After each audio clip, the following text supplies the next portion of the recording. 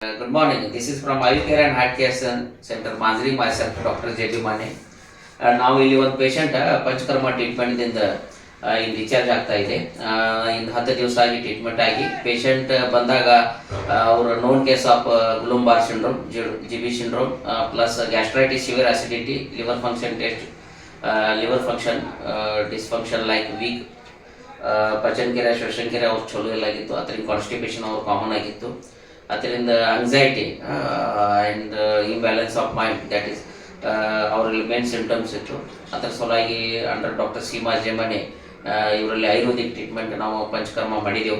ಈಗ patient discharge ಆಗ್ತದೆ. ಅವರಿಂದ ಹೆಂಗೆ ರಿಸಲ್ಟ್ ತೊಗೊಂಡಿಂದ ಹೊಂಟಿದಾರೋ ಅವರಿಂದ ನಾವು ಹಿಂಗೆ ಕೇಳೋನು. ಊರು ಯಾವ್ದು ಸರ್ ಇವಾಗ?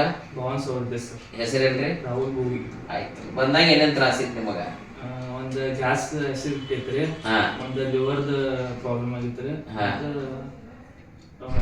ಫುಲ್ ವೀಕ್ನೆಸ್ ಆಗಿತ್ತು. ವೀಕ್ನೆಸ್ ಆಗಿತ್ತು. ನಿಮ್ ಪೈಲ ಏನೇನು ತ್ರಾಸ ಆಗಿ ಹೋಗಿತ್ತು?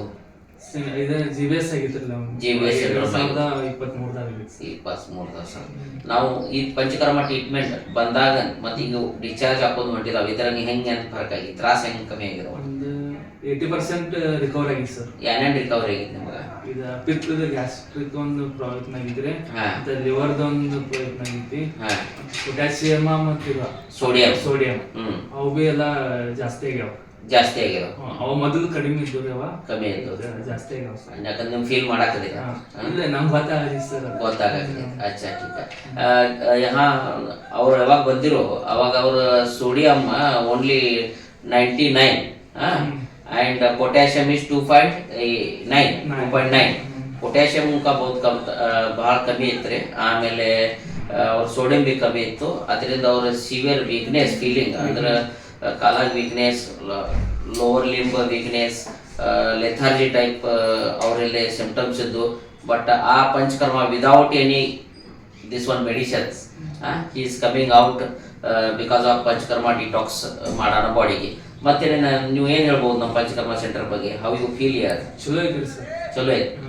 ಮಂದಿಗೆ ಸಂದೇಶ ಏನು ಕೊಡ್ಬೋದು? ಪಂಚಕರ್ಮ ಟ್ರೀಟ್ಮೆಂಟ್ ಮಾಡ್ಕೊಂಡ್ರೆ ರಿಕವರ್ ಆಗ್ಬೋದು. Yes, panchakarma treatment is the best treatments ನಮ್ಮ ಭಾರತ ದೇಶದಾಗ. ಅವಾಗ ಅದರಿಂದ ನೀವು ಯಾವುದೇ ಏಜ್ದಾಗ ನಾವು ಮಾಡ್ಬೋದು. It is above primary or secondary, that is general panchakarma. Before 40ದಾಗ ಯಾವ ಬೇಕಾದವ್ರು ಮಾಡ್ಬೋದು. ಆಫ್ಟರ್ 40 years ಇದ್ರ ಸಿಸ್ಟಮೆಟಿಕ್ ಇನ್ವಾಲ್ವ್ಮೆಂಟ್ ಇತ್ತಂದ್ರೆ, ನಿಮ್ಮ ಸೆಕೆಂಡರಿ ಅಂಡರ್ ಕಾಸ್ ಇತ್ತಂದ್ರೆ you go for the systematic panchakarma. ಅದರಿಂದ ನಿಮಗೆ ರಿಸಲ್ಟ್ 100% ಬರ್ತಾವೆ. ಅದಕ್ಕಿಂತ ಪಹಲೆ ನೀವು ಪ್ರಕೃತಿ ಚೆಕಪ್ ಮಾಡ್ಕೋಬೇಕು, ಡಯಾಗ್ನೋಸಿಸ್ ಮಾಡಬೇಕು. ಡಯಾಗ್ನೋಸಿಸ್ದಾಗ ನೀವು ಆ ಪ್ರಕೃತಿ ಸಲುವಾಗಿ ಏನೇನು ಮಾಡ್ಬೇಕು ಆ ಪದ್ಧತಿಯಲ್ಲಿ ನಾವು ಜರ ಪಂಚಕರ್ಮ ಟ್ರೀಟ್ಮೆಂಟ್ ಮಾಡ್ಕೊಂಡ್ರೆ 100% ನಿಮಗೆ ಪ್ರಕೃತಿದಾಗ ಚೇಂಜಸ್ ಡಿಟಾಕ್ಸ್ ಆಗಿ ರಿವರ್ಸ್ ಆಗ್ತೈತಿ. ಬಾಡಿ 10 ವರ್ಷ ಆಯುಷ್ಯದಿಂದ ಹೋಗ್ತೈತಿ. ಅದೇ ನ್ಯಾಚುರಲ್ ಟ್ರೀಟ್ಮೆಂಟ್ ಪಂಚಕರ್ಮದಾಗ ಇವೆಲ್ಲ ನಮಗೆ ರಿಸಲ್ಟ್ ಲೈವ್ ನೋಡಕ್ ಸಿಗ್ತಾವೆ. Is it right?